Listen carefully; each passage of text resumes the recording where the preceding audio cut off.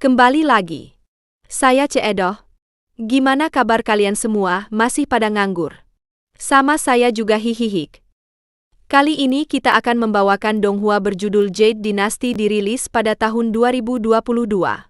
Daripada menunggu lama-lama dan membuat kalian semua penasaran, tanpa perlu banyak cang-cincong di awal, langsung saja ke alur ceritanya.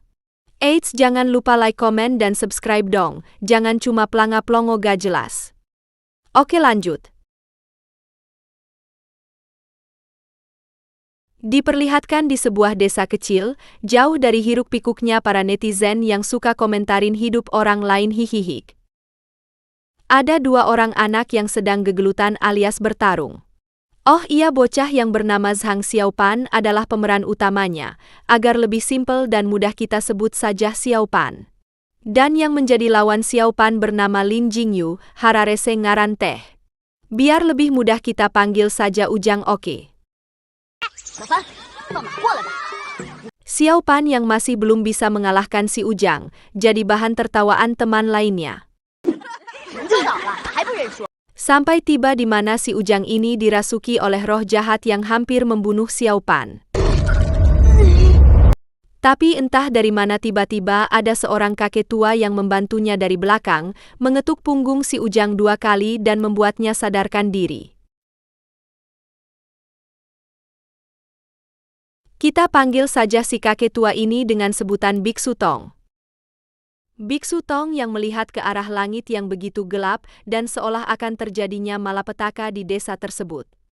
Xiaopan yang sedang mengantarkan makanan, merasa ada yang janggal, tiba-tiba melihat bayangan gelap melintas dari belakang. Biksu Tong yang melihat bayangan tersebut langsung loncat dan mencoba menangkap bayangan tersebut.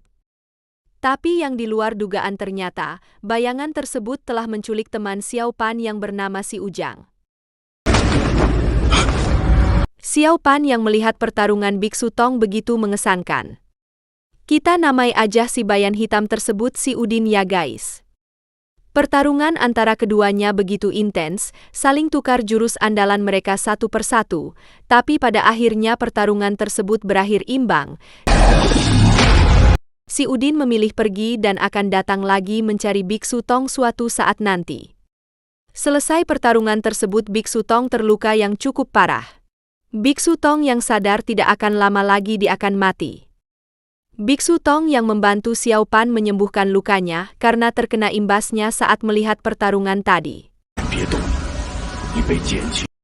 Biksu Tong juga akan mengajarkan ilmu hanya untuk bertahan hidup.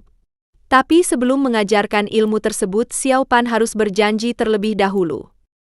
Ilmu yang diajarkannya hanya boleh latihan malam hari, tidak boleh ada orang yang melihat saat latihan, dan hanya digunakan saat hidupnya di ujung tanduk. Biksu Tong juga memberikan sebuah mutiara merah kepada Xiaopan, dan Xiaopan juga harus berjanji jangan sampai mutiara merah tersebut jatuh ke tangan orang jahat. Keesokan pagi si Ujang yang membangunkan Xiaopan karena sudah pagi. Setelah itu Xiaopan kembali ke desa, di luar dugaan ternyata desa tersebut telah hancur lebur. Xiao Fan yang melihat desanya hancur merasa putus asa. Dan episode 1 selesai. Gimana menurut kalian, serukan ceritanya? Ini baru awal mula perjalanan Xiaopan, dari bocah lemah yatim piatu yang tidak punya kekuatan. Jangan lewatkan episode berikutnya. Like, komen, dan subscribe hela atuh. Terima kasih yang sudah menonton. Saya Ceedoh, bye.